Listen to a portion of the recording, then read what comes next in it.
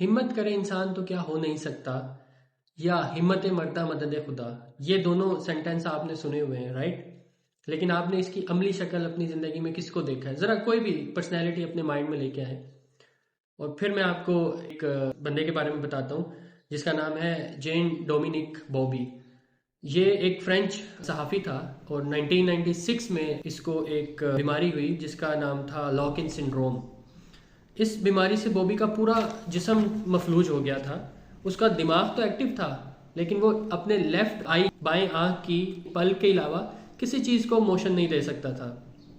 उसको खाना भी पाइप की मदद से दिया जा रहा था और जो एक्सक्रीशन का सिस्टम है वो भी ज़ाहिर है फिर उसी तरह का होगा। लेकिन इस बंदे ने उस बीमारी में भी हिम्मत नहीं हारी और पलक झपकने को ही अपनी ताकत बना डाला। और किया उसने अपनी बीवी को इससे समझाया कि मुझे एक किताब लिखनी है। बीवी अल्फ़ाबेट बोलती थी और वो जिस अल्फ़ाबेट को उसने लिखवाना होता था उसके अगेंस्ट अपनी पलक झपक देता था।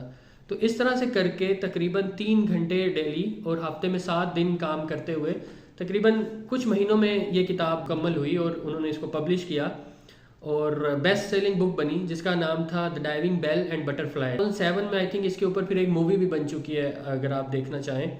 अब ज़रा जो इस एग्जाम्पल को देने का मकसद और शुरू में 2 चीज़ें सुनाने का कि हिम्मत मर्दा मदद खुदा मकसद क्या था, वो ये था कि अब ज़रा इस बॉबी के साथ अपना खुद का मुवाजना करें हम सब। तो बॉबी ने सिर्फ एक पलक की ताकत को अपनी बुक शाया करने का सहारा बना डाला। यानी बॉबी ने सिर्फ एक पलक की ताकत से बुक शाया कर दी और हम पूरे जिस्म की ताकत रखने के बावजूद अपनी कोई हालत बेहतर नहीं बना सकते। मतलब ये देख लेना, इस तरह के एक्सक्यूज सुनने को मिलते हैं। जिस्मानी तौर पे मुकम्मल फिट है लेकिन सुस्ती का शिकार है। दुनिया की बेहतरी तो भूल जाएं, सोचना दूर की बात है, अपना भला नहीं कर पाते।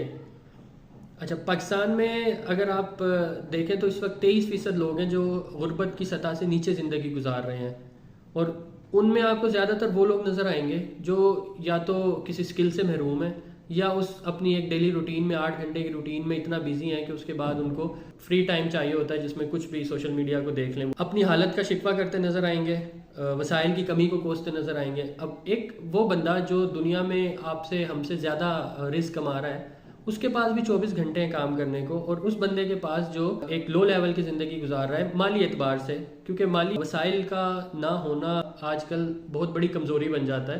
क्योंकि जब आपका स्टैंडर्ड ऑफ लिविंग ही नहीं मीट अप हो रहा, आप बुनियादी खर्चों के पीछे स्ट्रगल कर रहे हैं, फिर कहाँ से आप बेहतरी का सोचेंगे? बेहतरी तो उस स्टेप के बाद आती है जिस बुनियादी स्टेप को आपने अचीव कर लिया हो कि आपके पास ज़रूरियात की सारी चीज़ें मौजूद हैं। फिर आप एक स्टेप आगे सोचते हैं कि ठीक है अब मैंने अपनी लाइफ को कैसे बेहतर बनाना है, और फिर उससे आगे का स्टेप आता है कि आपने दूसरों की लाइफ को कैसे बेहतर बनाना है। इसमें कोई शक नहीं है कि अल्लाह ने रिस्क देना है, लेकिन ये वाली एफर्ट तो हमारे ज़िम्मे है। एक तरफ वो शख्स है जिसकी सिर्फ एक पलक झपकती थी और उसने उसकी मदद से अपनी एक डिज़ायर पूरी कर ली कि एक पूरी बुक शाया कर दी। अब ज़रा सोचें उसको कितनी हर्डल्स आई होंगी। ये जो सारे असबाब हम काउंट करते हैं कि हमारे पास चीज़ों की कमी है इसलिए हम अपना गोल अचीव नहीं कर पा रहे, तो उस बंदे के पास क्या था? सिर्फ ये मैं आपको जो शुरू में सुनाया था कि हिम्मत मर्दा मदद खुदा, उससे मैं कंपेयर करवाना चाह रहा था कि आप इस तरह की रियल टाइम एग्जांपल्स को और फिर अपनी ज़ात को कंपेयर करना शुरू करें ज़रा। तो मेरा ख्याल है कि अगर तराजू के एक पलड़े में हम बॉबी को उठा के रख दें जो कि मफलूज है और सिर्फ जिसकी एक आँख झपकती है, और दूसरी तरफ हम बैठ जाएं, तो शायद वो पलड़ा भारी होगा, बॉबी हमसे वज़न में ज़्यादा हो जाएगा, क्योंकि उसकी जो एक आँख है वो यूज़फुल है, वो कोई ना कोई काम करती रही है, स्ट्रगल करती रही है, जबकि दूसरी तरफ हम वो स्ट्रगल नहीं कर पाते। तो इस पे ज़रूर सोचिएगा।